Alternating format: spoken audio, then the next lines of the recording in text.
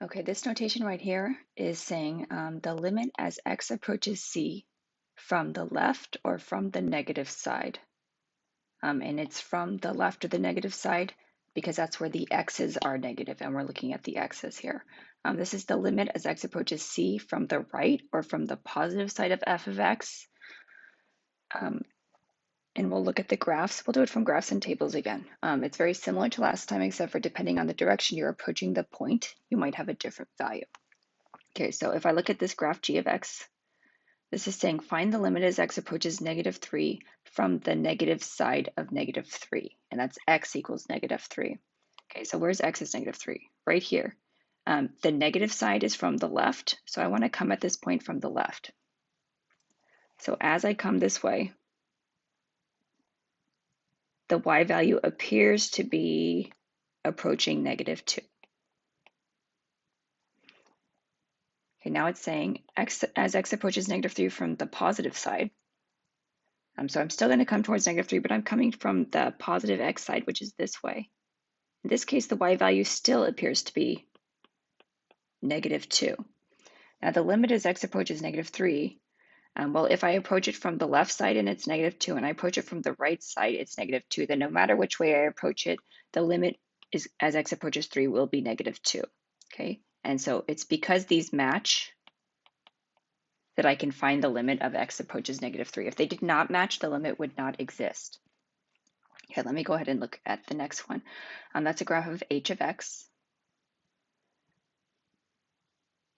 So first I'm going to look as x approaches 1 from the negative side. So x is 1 is right here. So I'm either here or here. If I approach from the left side, oh, this is the right, this is the left.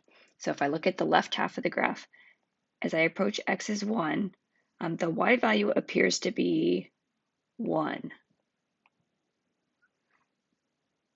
Now I'm going to approach 1 from the positive side. X is approaching 1 from the positive side. So x is 1 is still here, but if I come from the right side,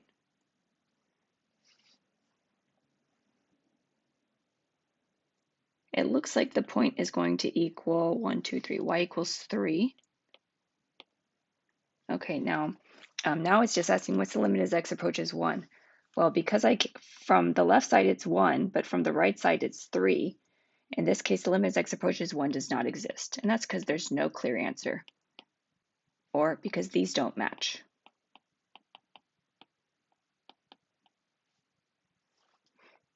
Let's look at a couple more graphs and then we will consider some tables.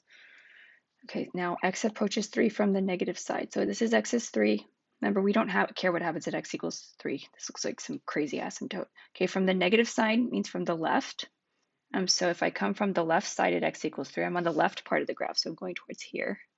The y value at this point appears to be approaching 6. Okay, now if I approach 3 from the positive side, oh, well, then I'm on that crazy piece that's going down forever. So it looks like it's going down forever, which can be described in various ways. So you might say that it looks like it's going to negative infinity. You might say it's unbounded, but either way, it does not exist. But just keep in mind that all those are similar ways to describe it. Okay, let's see. So the limit as x approaches 3. Well, from one direction it's 6. From the other direction it's unbounded. So limit as x approaches 3 does not exist. Okay, and then just to make sure we didn't forget about limits in general, the limit as x approaches 0 of f of x. X is 0 is right here, so let me go up to 0. It's up here. If they just tell me to find limit as x approaches 0, remember we check as I come from this direction. It looks like y is going to 6. If I come from this direction, it also looks like y is going to be 6. So remember, if there's no positive or negative, or from the positive or negative, we just look in both directions and make sure they match up and see what they conclude. Okay, let's look at this last crazy graph. Okay, first we have limit as x approaches -1 from the negative side, which is the left side. So whereas x is -1's here, there are two pieces to the graph. So if I look at the left side, it looks like the y value is going to +1. Okay, now let's see. The limit as x approaches 0 from the positive side. So x equals 0 is here. And I can see on the left and right side, two different things are happening. Okay, so from the positive side is from the right side. So if I look at the right side of the graph at 0, it's going down. So again, I could say negative infinity. I could say it doesn't exist. They're both good ways to describe it, depending on what Khan asks you. I like negative infinity. I think Khan will say something like unbounded or does not exist. Okay, now let's look at x approaches 2 from the positive side. So x equals 2 is right here. From the positive side is the right side. So if I go like this, it looks like the y value is going to be 1.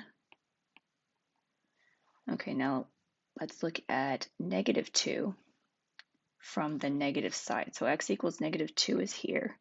If I approach it from the left side, I'm going here, and it looks like the y value is approaching 0.